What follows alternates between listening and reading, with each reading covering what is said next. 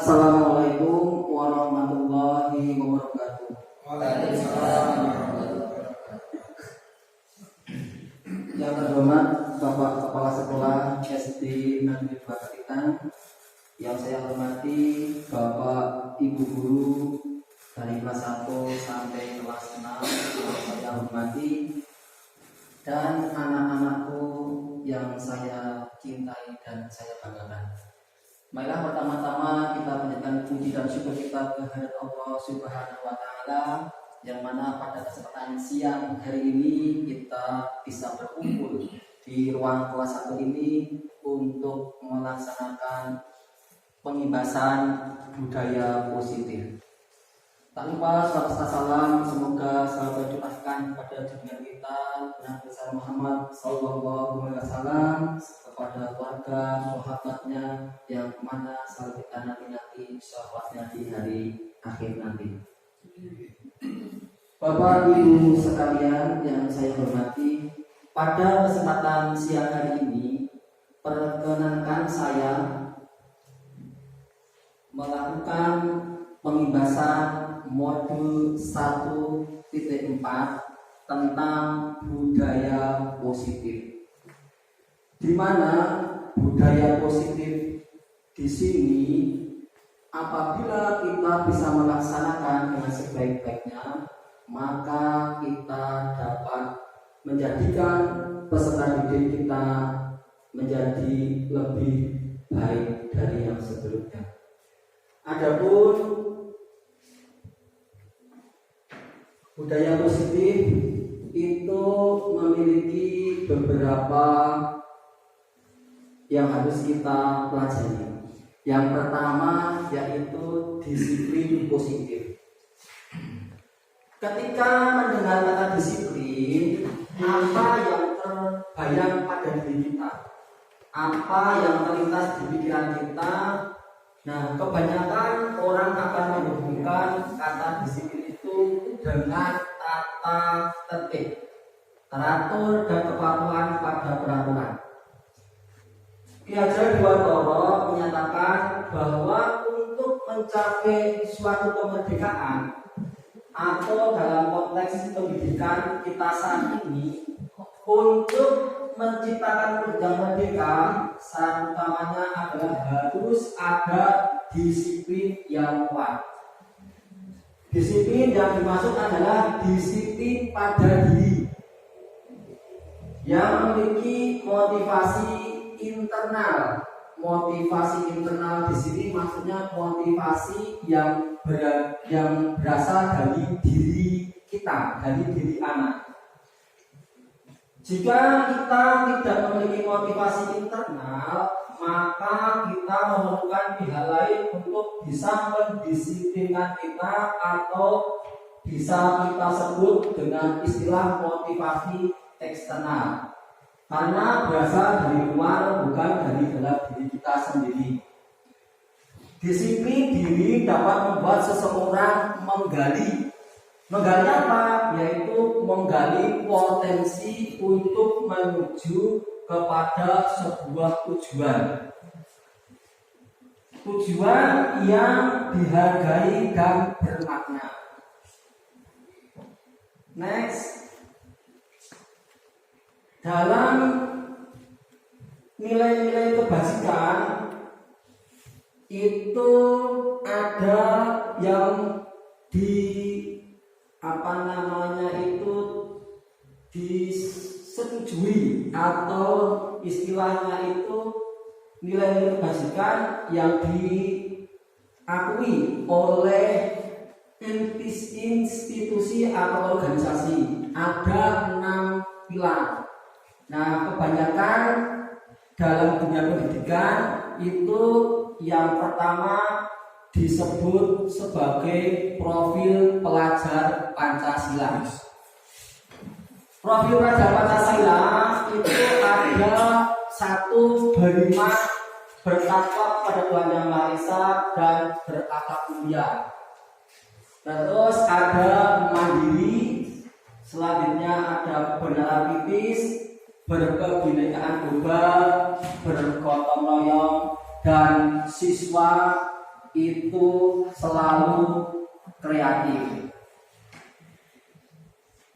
Kemudian yang kedua ada yang namanya Ibu Premier Program. Itu sikap murid itu toleransi, rasa hormat, integritas, mandiri, kemudian ada empati, kreativitas, terus ada percaya diri dan selalu berkomitmen.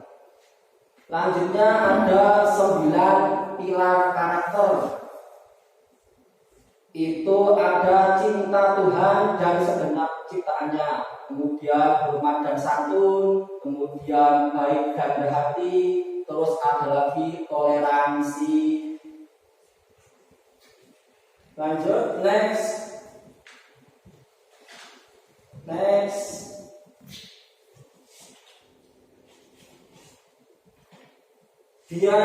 Dian Gosen dalam bukunya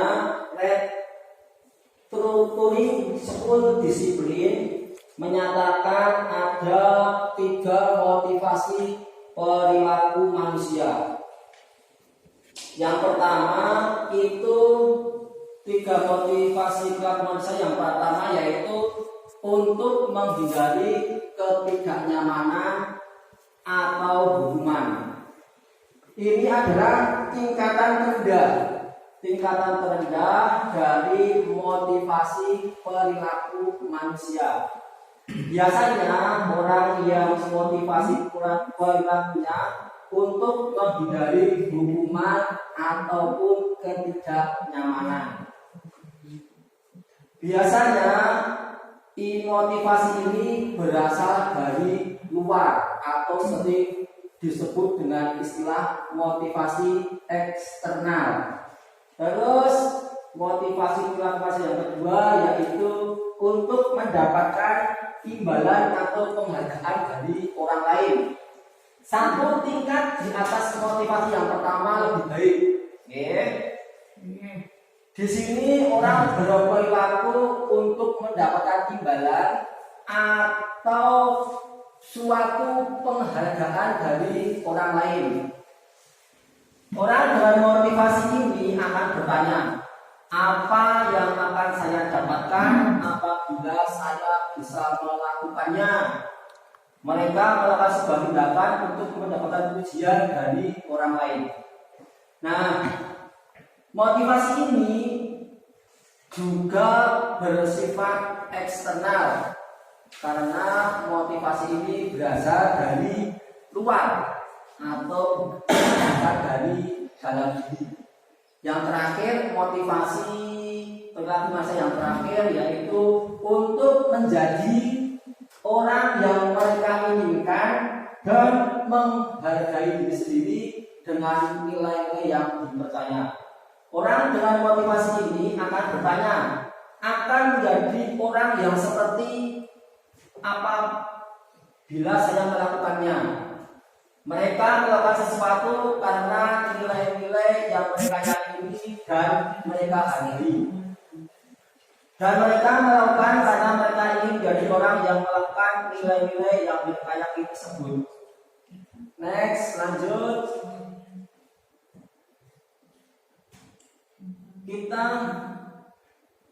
Kita kenal yang namanya gawatnya Mas.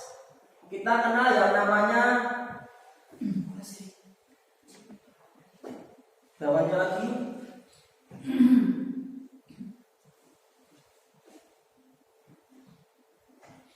Di atas naik Mas. Sebelum ini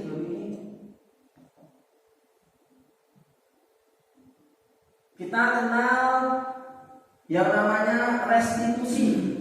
Restitusi itu adalah sebuah cara bagaimana kita itu bisa menanamkan disiplin positif pada murid atau siswa. Nah, mungkin kita bertanya-tanya apa restitusi itu? Nah, restitusi sendiri adalah proses menciptakan kondisi bagi murid untuk bisa memperbaiki kesalahan mereka. sehingga mereka bisa kembali pada kelompok mereka dengan karakter yang lebih kuat. Itu menurut dosen 2004. Nah, restitusi juga adalah proses kolaborasi yang mengajarkan murid untuk mencari sebuah solusi untuk suatu masalah. Tujuannya adalah menjadi orang yang bisa menghargai nilai-nilai kebajikan yang mereka percayai. Melalui restitusi ini, ketika murid berbuat salah, maka guru akan menanggapi dengan cara yang memungkinkan murid untuk membuat evaluasi dari dalam diri anak, atau tadi yang sempat saya sebut yaitu motivasi internal.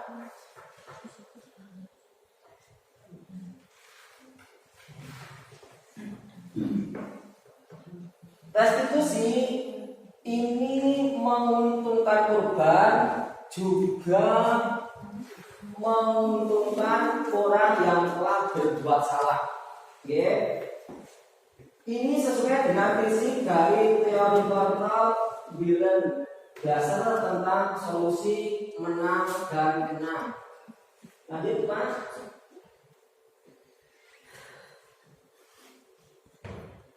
Selanjutnya, atasnya sedikit, keyakinan kelas. Keyakinan kelas. Kita akan mengenal yang namanya keyakinan kelas.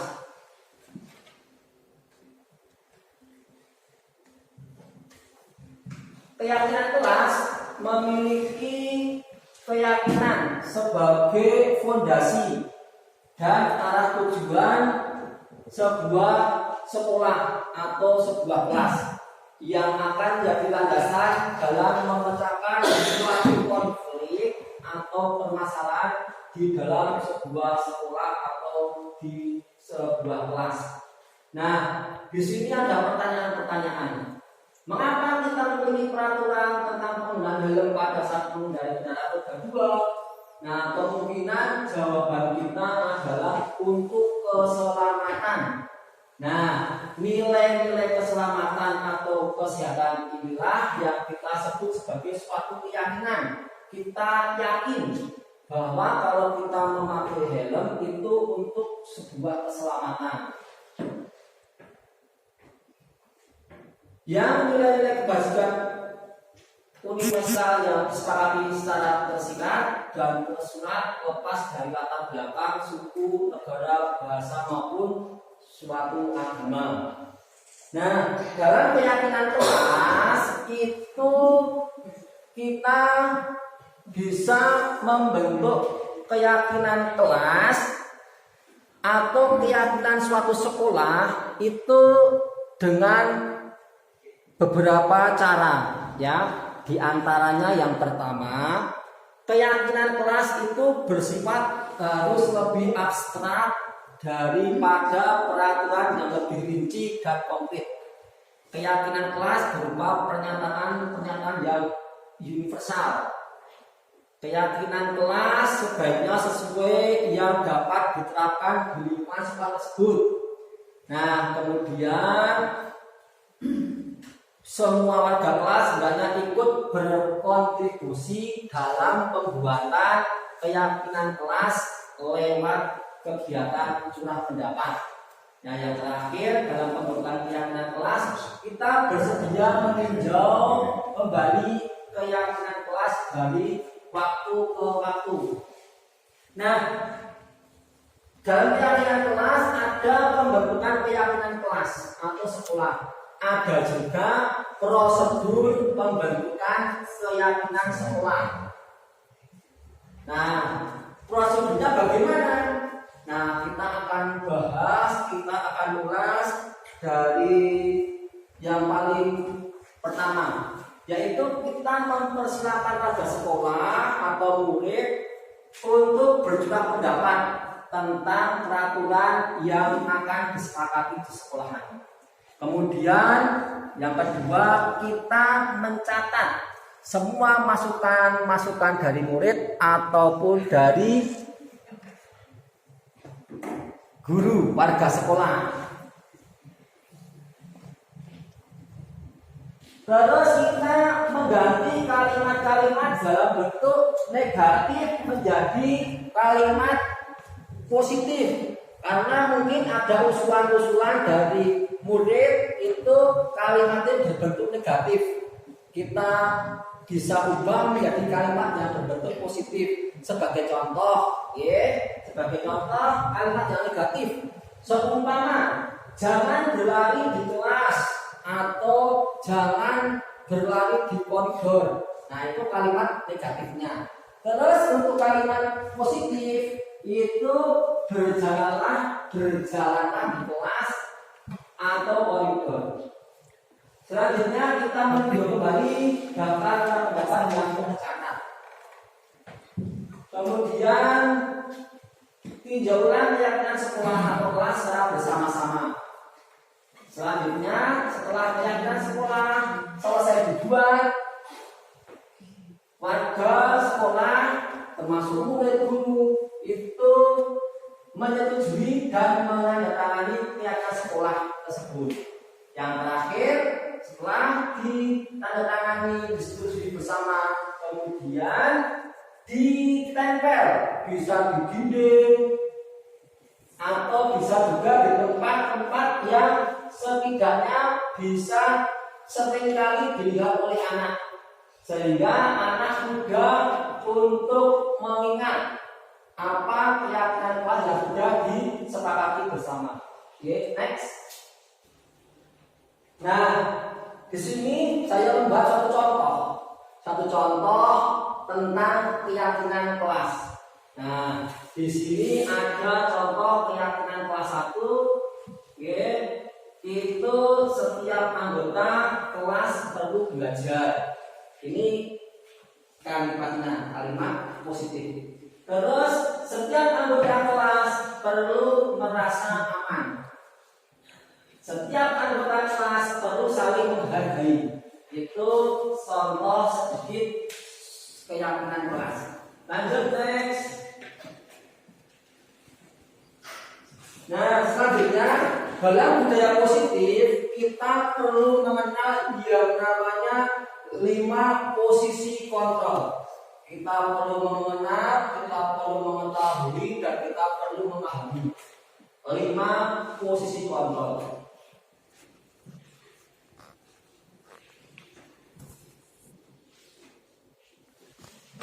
Nah, sebelum saya lanjutkan tentang 5 posisi kontrol tersebut, kita akan melihat sebuah video, di mana video itu nanti akan menjelaskan 5 posisi kontrol, yang mana itu 5 posisi kontrol: menghukum, membuat rasa bersalah, bagi teman, kemudian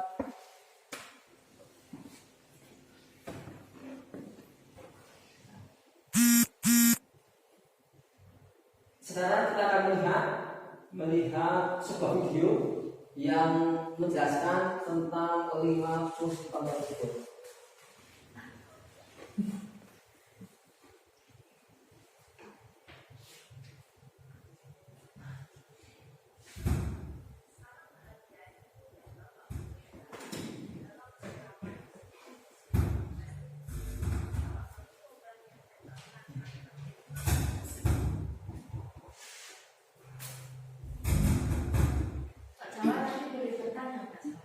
Boleh, nanti setelah di akhir video silahkan untuk bertanya apa yang belum dipahami. Seandainya saya bisa menjawab, nanti akan saya jawab. Kalau di sini belum bisa menjawab, akan saya carikan jawaban yang lebih pas, yang lebih betul.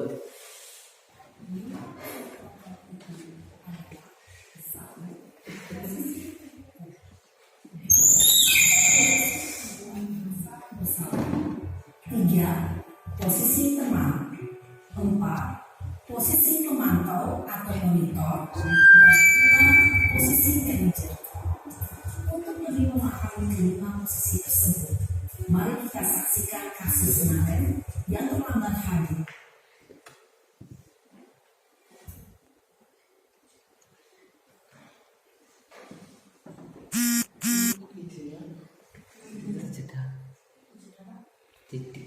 Pemimpin sekolah dan melihat bagaimana kelima posisi kontrol dalam menghadapi masalah tersebut.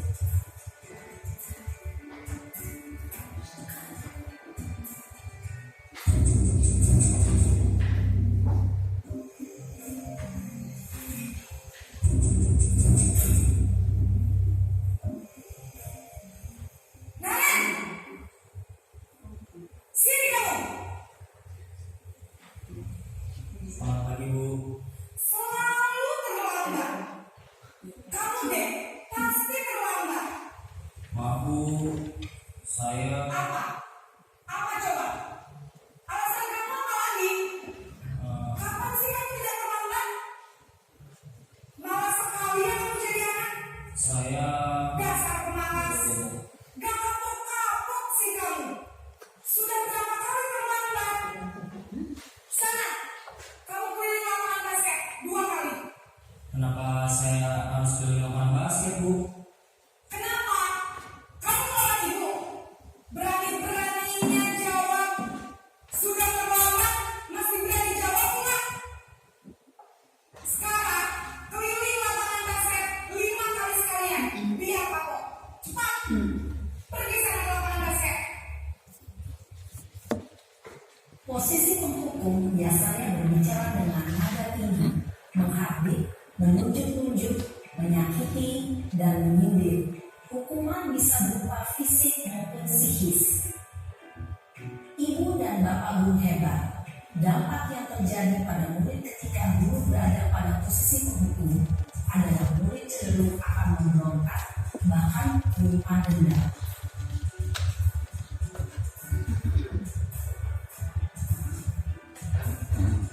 Belum menit.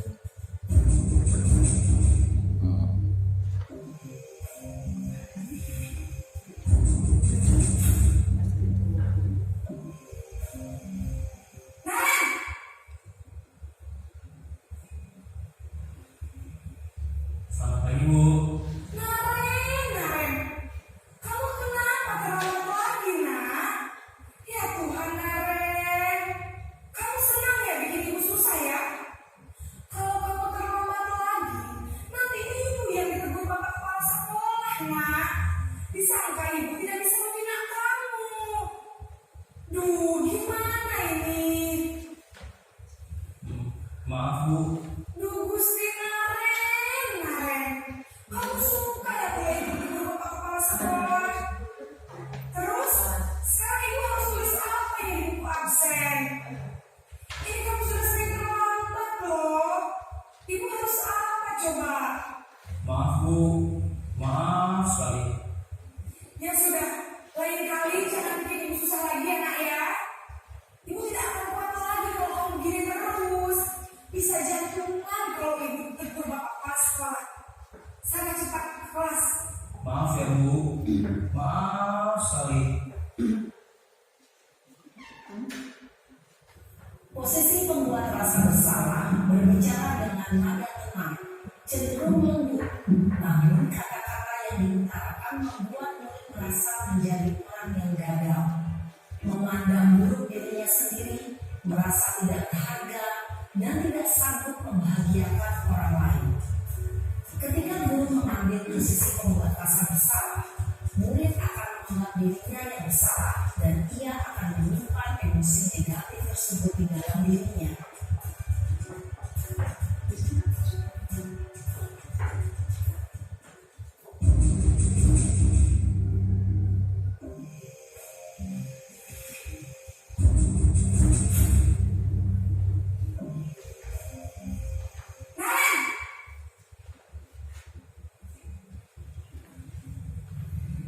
Selamat pagi, Bu. Wah, sudah jam berapa ini nak? Terlambat lagi ya sayang. Iya, Bu. Habis ibu saya membangunkan saya, Bu. Kamu malah menyalahkan ibu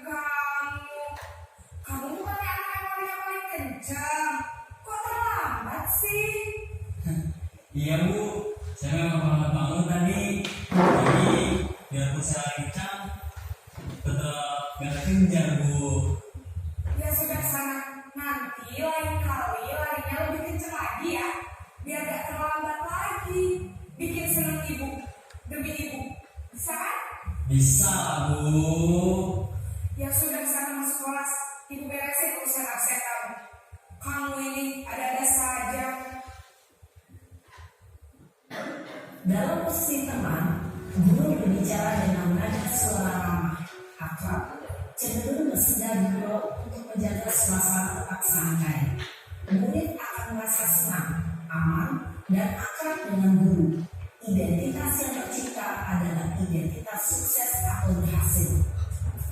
Namun, perlu diingat, karena ini masih dorongan eksternal, maka ada faktor ketergantungan dari murid kepada orang tertentu. Di sini guru absennya, sehingga di lain waktu murid bisa berperilaku baik, namun hanya kepada orang-orang tertentu saja.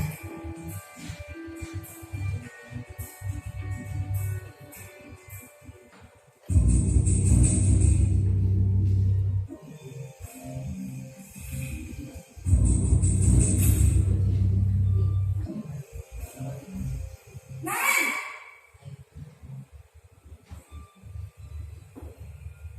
Selamat pagi Bu. Naren, apa peraturan sekolah kita tentang jam berapa kita harus masuk sekolahnya? Kita harus di sekolah jam 7 Bu. Iya betul, sekarang sudah jam 7.20. Naren sudah tahu konsekuensinya jika terlambat hadir. Paham Bu, saya harus tinggal kelas pas jam istirahat selama 20 menit. Iya benar, konsekuensinya demikian. Jadi nanti jam 9.30 pas istirahat, kamu harus tinggal di kelas, kerjakan tugas tambahan untuk ketertinggalan kamu, ya? Baik Bu. Posisi pemantau mengandalkan penghitungan atau data untuk mengontrol murid. Guru mengarahkan murid berdasarkan peraturan dan konsekuensi. Seorang pemantau menunjukkan bahasa tubuh dan ekspresi wajah yang datar dan cenderung formal.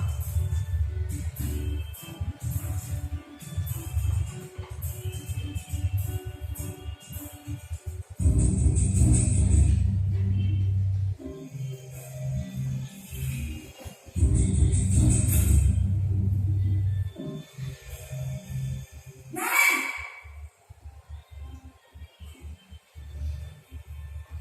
Selamat pagi Bu. Selamat pagi Naren. Maaf Bu, saya terlambat.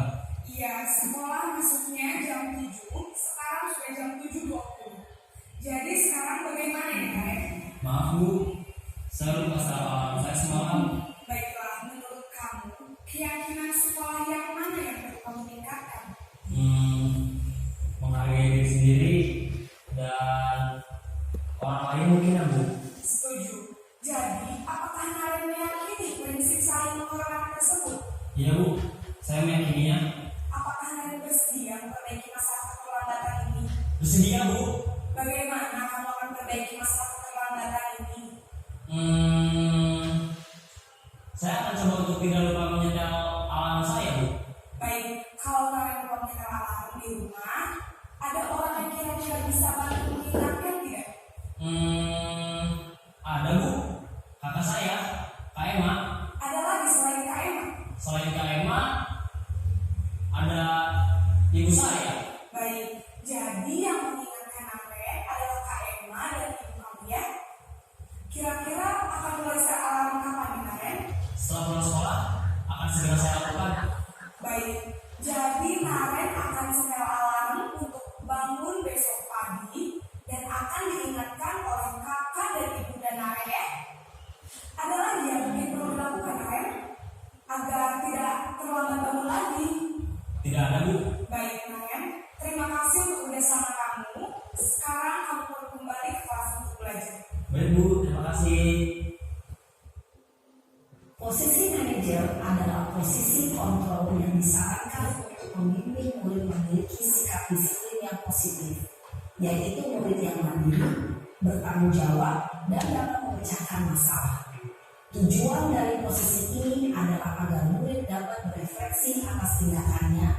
Guru akan dengan tulus memberikan pertanyaan-pertanyaan bermakna sehingga membuat murid dapat belajar dari kesalahannya dan mencari sebuah solusi untuk menyelesaikannya. Ibu dan bapak guru hebat, setelah mengamati adegan kelima posisi kontrol tadi, kira-kira posisi mana yang paling ideal?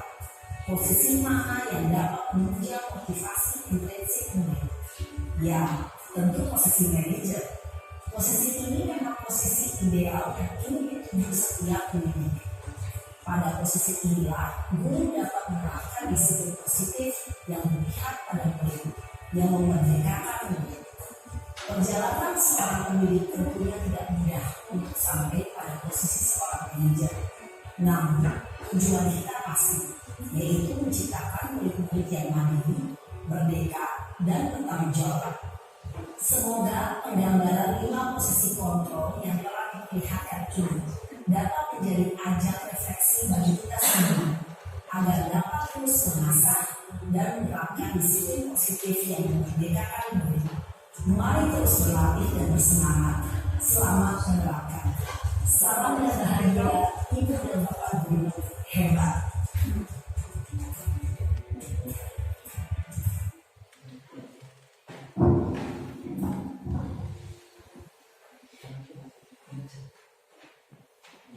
Bapak Ibu yang saya hormati,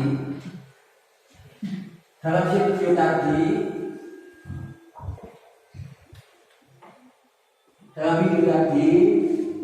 menjelaskan tentang 5 posisi kontrol.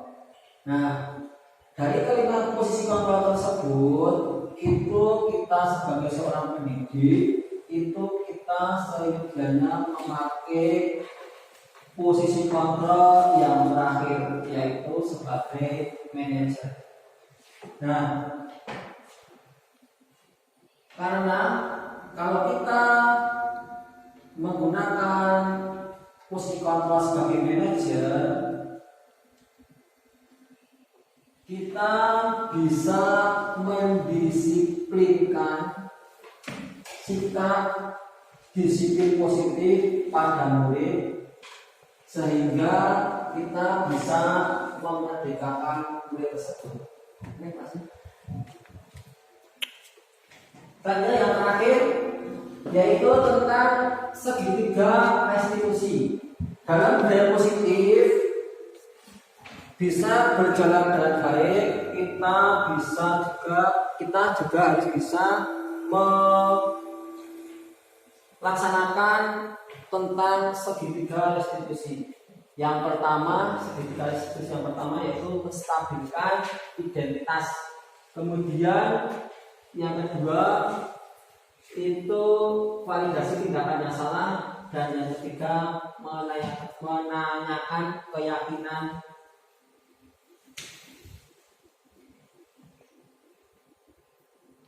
Untuk menstabilkan identitas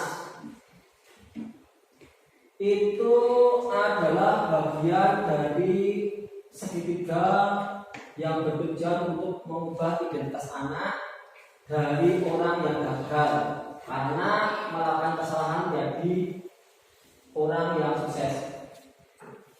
Anak yang melanggar peraturan karena sedang mencari perhatian adalah anak yang sedang mengalami yang namanya kegagalan dan mencoba untuk memenuhi kebutuhan dasarnya, namun ada benturan. Kalau kita ingin anak tersebut menjadi reflektif, maka kita harus meyakinkan si anak tersebut dengan cara bagaimana? Sebagai contoh yaitu tidak ada manusia yang sempurna. Kita bisa ucapkan anak seperti itu. Atau kalau tidak, kita bisa sampaikan ke anak, saya juga pernah melakukan kesalahan seperti itu. Terus bisa juga kita menyampaikan ke anak, Bapak Ibu tidak tertarik mencari siapa yang salah, tapi Bapak Ibu ingin mencari solusi dari permasalahan ini.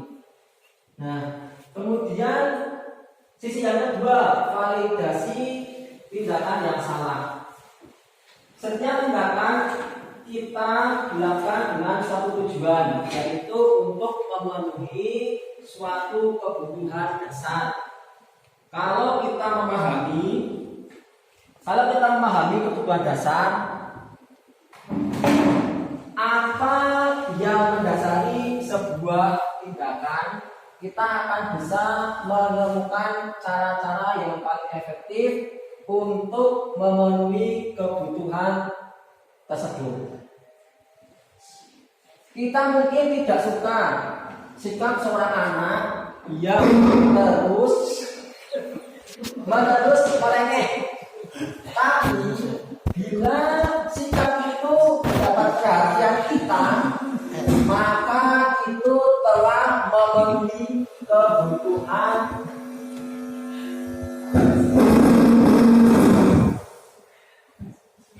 Maaf, ini ada gambar teknis ya. Kita mungkin tidak suka, berulangi. Kita mungkin tidak suka sikap seorang yang terus-menerus melengeh. Nah, tapi bila sikap itu mendapat perhatian kita, maka itu telah memenuhi kebutuhan anak tersebut.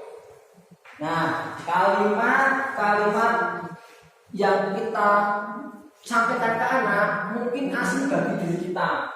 Namun bila itu kita katakan dengan nada tanpa menghakimi mereka, maka akan memvalidasi kebutuhan mereka. Sebagai contoh, yaitu kamu pasti punya alasan mengapa melakukan hal itu. Nah, itu bisa kita sampaikan ke anak. Atau kalau tidak, kamu patut bangga pada dirimu sendiri karena kamu telah melindungi sesuatu yang penting buatmu.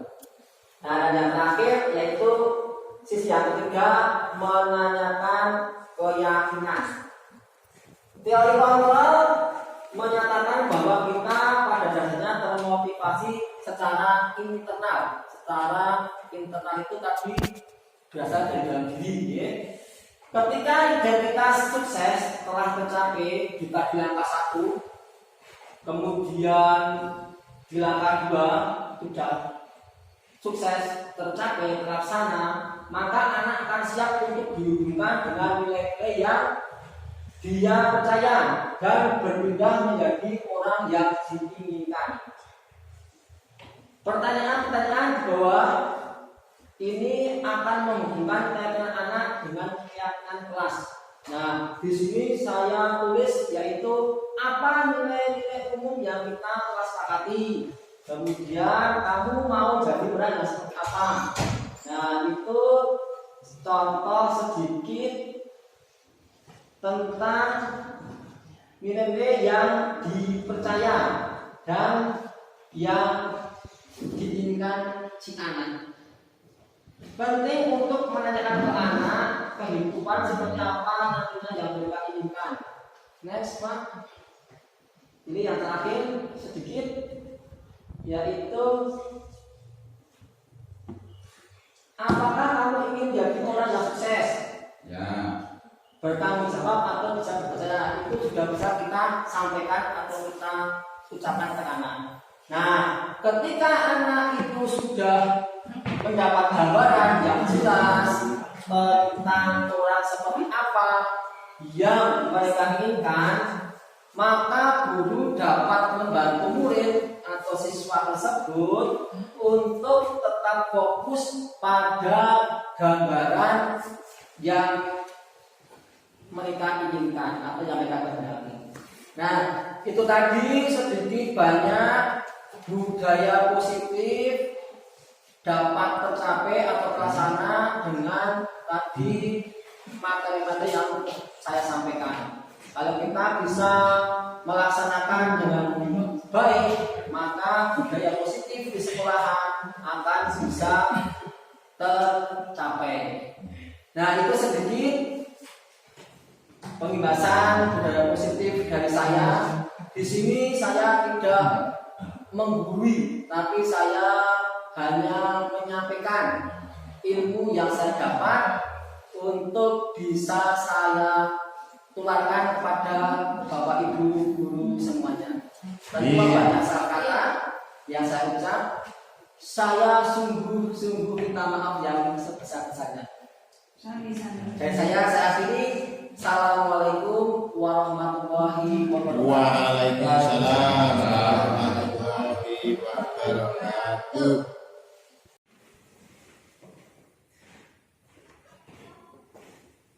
Assalamualaikum warahmatullahi wabarakatuh.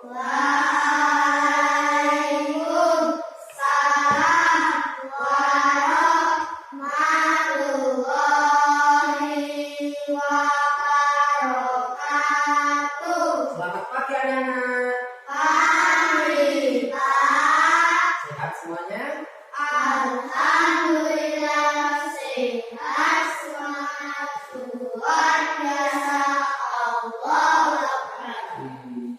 Ini anak-anak, pada kesempatan pagi hari ini, sebelum kita memulai pelajaran, Pak Guru ingin mengajak anak-anak semua di kesempatan ini untuk membuat kesepakatan kelas, di mana kesepakatan kelas itu nanti tujuannya manfaatnya sangat banyak sekali buat kita, di antaranya kesepakatan kelas itu manfaatnya yang pertama bisa memotivasi diri kalian, bisa menambah percaya diri kalian, bisa menambah kreativitas kalian. Nah, hari ini kita akan membuat sebuah kesepakatan kelas. Nah, kesepakatan kelas ini tidak ada paksaan, karena kita sepakat, jadi tidak ada yang namanya dipaksa harus ini enggak. Kita nanti menulis sesuka kamu, lalu nanti kita akan tempel di dinding. Nah, setelah itu nanti kita sepakati. Kalau kita sepakat, berarti itu yang akan kita jalankan setiap hari saat kita berada di sekolah. Oke? Nah, sekarang dapat dibagi, nanti ditulis diisi sesuai dengan keinginan kalian. Nih.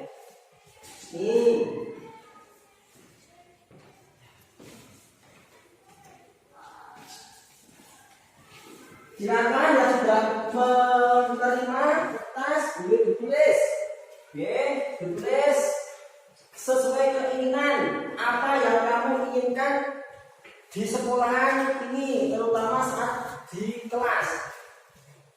Yuk, yang sudah boleh langsung maju ditempel di sini bergantian. Ya Mbak Dina, ya sini Din, ada sini Din, ya sini. Awalnya, masih di mana?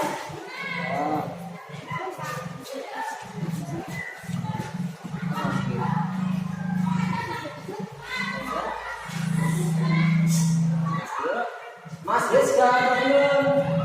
Ya di sini kita lihat. Sudah. Sudah Mas Rizka?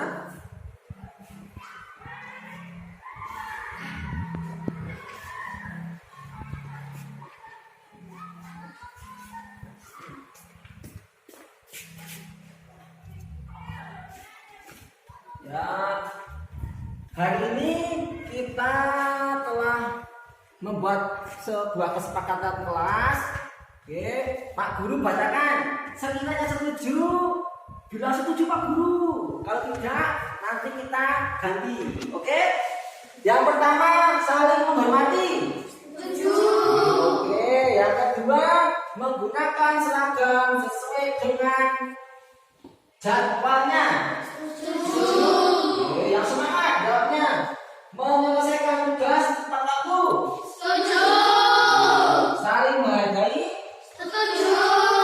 Yang kelima, memakai sepatu. Setuju.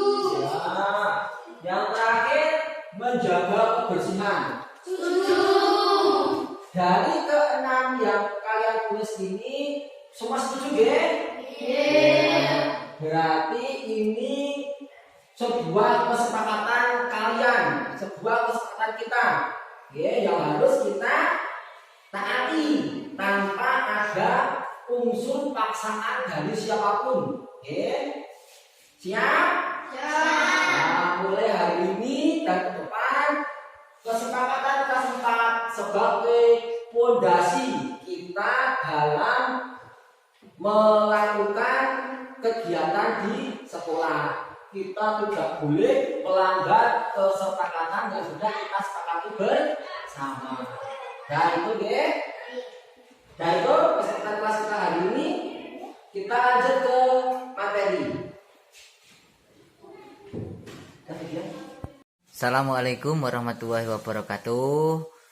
Kami rekan guru di sekolah SD Negeri 2 Kecita mengucapkan banyak terima kasih atas pengimbasan budaya positif yang ditularkan kepada kami. Dengan adanya pengimbasan budaya ini, kami jadi mengerti apa itu budaya disiplin positif dan bagaimana cara menerapkan di lingkungan sekolah, dan diharapkan semoga kami dapat meningkatkan budaya disiplin positif ini di lingkungan sekolah sehingga tercipta suasana di sekolah yang bagus. Nah, cukup itu, semoga itu bermanfaat buat yang menjalankan tugas sebagai guru penggerak, dan juga bermanfaat buat teman-teman dan warga sekolah setempat. Assalamualaikum warahmatullahi wabarakatuh. Assalamualaikum warahmatullahi wabarakatuh. Nama saya Yaidan dari SD Negeri 2 Ketitang. Terima kasih Bapak Guru ilmu yang diberikan kepada kami. Sekarang kami jadi tahu tentang budaya disiplin positif. Wassalamualaikum warahmatullahi wabarakatuh.